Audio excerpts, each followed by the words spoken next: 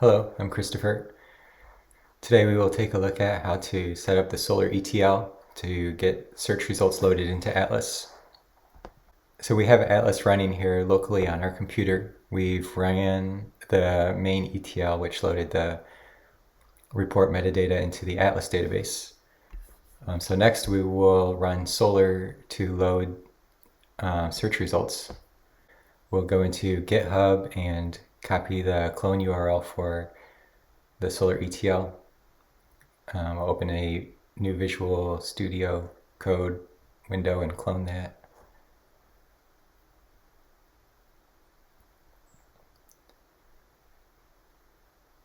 You can paste in the URL, pick a spot to download it. Use our Atlas Tools folder. Once it's downloaded, we can open it up. We'll take a look at GitHub at the instructions and the README. So to start Solr in development, we need to have Java JRE installed.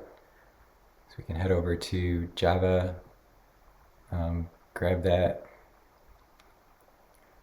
We'll do the Windows version, the 64 installer, and then go through the install process. So back to the instructions. We need to add a Java home to our system environment. So we'll find the location where Java installed in program files, Java, and then we can copy the path to that folder. And we'll go to our system variables, our environment, and then go to environment variables, and in your system variables you need to add Java home with that path. Okay, next we will go to where our Atlas is running from. So I'll switch to the other Visual Studio Code where we were running Atlas. We'll pop open a new terminal down there, change directories into the Solr one, and then we can run the bin/Solr start command to turn Solr on. All right, once Solr is running, you can go to that port in your browser and see how it looks. You'll see the Solr user interface. On the side in the course, you'll see the two Atlas ones are already created and loaded.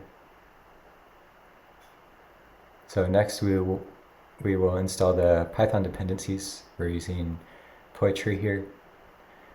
If you don't use Poetry, you can do pip install with the dependencies that are in the PyProject file.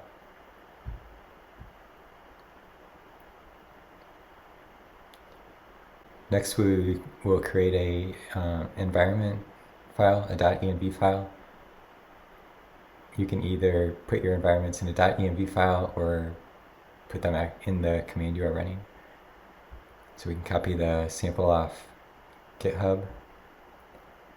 If you're running the ETL on a different server, then you have Solr installed on, you would change localhost to your server name. I'm just going to paste in there the same connection string that I used for the Atlas. So I'm using localDB with trusted connection, yes. So there are 7 or 8 Python files we can run. We'll start with the delete one. The delete ETL will clear everything out of Solr and basically reset it. So we're running the delete ETL 1 time per day, and then the rest of the ETLs basically refresh what's in Solr. So if you're doing documentation during the day, it will update the search results with your new documentation. So we run those multiple times per day.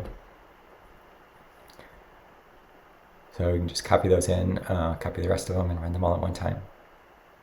Depending on how many reports you have, it may take longer to run. So we'll load collections, initiatives, groups, terms, lookups, users, and then reports. So you can watch the output here and see them being loaded. All right, once they're finished, we can head back into Atlas and try out a couple searches. COVID, for example, get some COVID reports. You could try the flu, some flu reports. So that's the way to get Solr started, to load your reports into Atlas. You can stop Solr by running Solr stop all, or if you just close out of the terminal, it will stop Solr.